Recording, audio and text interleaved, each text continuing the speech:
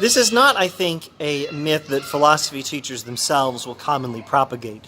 It's a myth that I find philosophy students are under the influence of, and it's probably all over the internet. And to be fair, the philosophy teachers probably occasionally promote this myth just by not choosing our words very carefully. I think I've probably done it myself on occasion.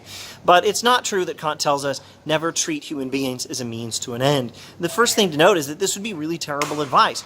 How do you survive? How do you eat? What do you do when you get food? You take money to a restaurant or to a store. You give the cashier money. The cashier gives you food. You take it home and you eat it. If it's a restaurant, you sit down and you eat it.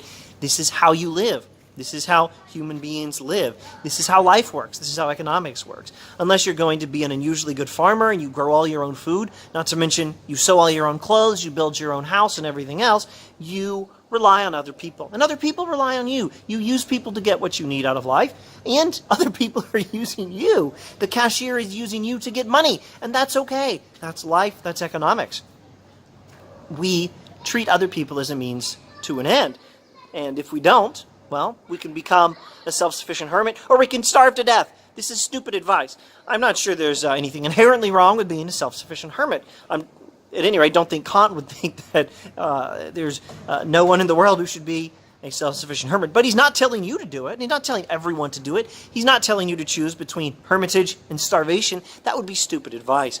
As a rule of thumb, if you think a philosopher has said something, and that something turns out to be really stupid, it probably means, not that you found the philosopher's weak spot that you can use to refute him, but that you haven't understood the philosopher properly. I think that's what is going on here. Kant doesn't tell us never treat a human being as a means to an end. He's telling us, here's what he says, always treat people as ends in themselves and not merely as a means. That adverb is crucial. Not merely as a means to your own ends. Every human being has what you have. You are a human being, you are a rational being, and you have inherent dignity and worth, and so do others.